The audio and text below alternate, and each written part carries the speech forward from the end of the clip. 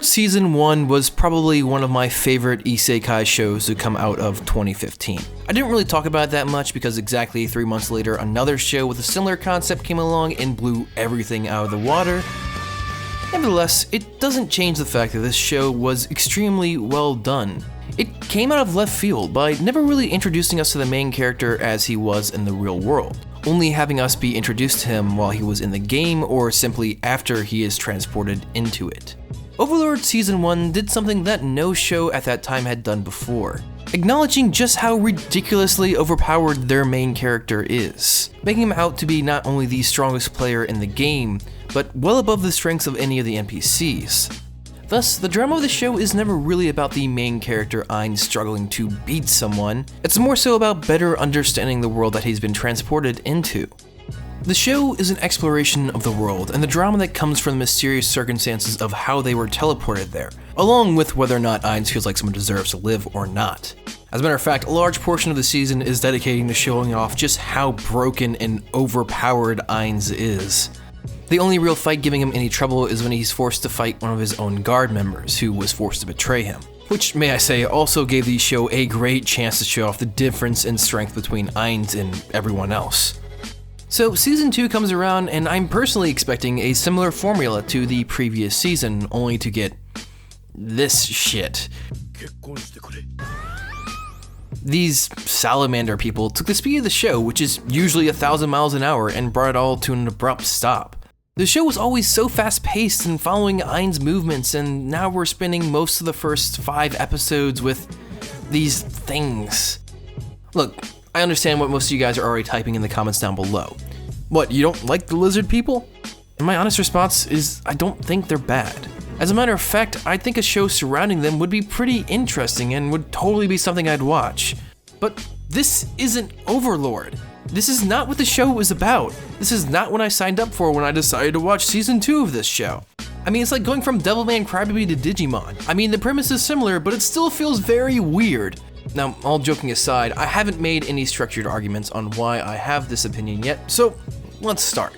First and foremost, let's talk about maintaining the idea of this show. The general premise is Ainz Al Ghul is transported to this world with his ludicrous powers from the MMO he used to play, and is now forced to explore this new world that is apparently different from the game.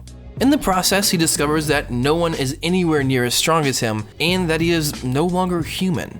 He slowly investigates this new world and decides that he will attempt to take it over with his insane powers. While starting this process, one of his guardians has a certain spell put onto them that makes her betray him. Thus, he kills her in an epic fight during the season finale and revives her. It's a strong season, mostly focusing on the differences between the powers of Ainz and the rest of the world, while also having some mystery elements as to who has the ability to force an NPC to betray their directives. Season 2 is about lizard people who live life in separate villages, fall in love, and work together. Yeah. Well, all fine and dandy there, but what is the point of this?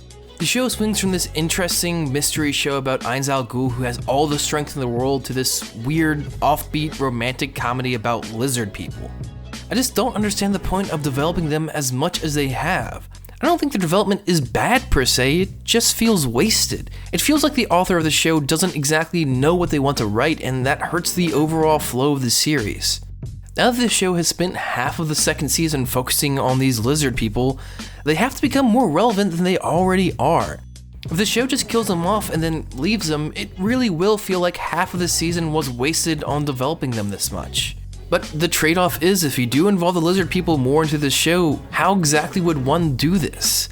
They are infinitely weaker than Ainz and his army as shown from the most recent episode, and I don't see them playing any further purpose than being cannon fodder.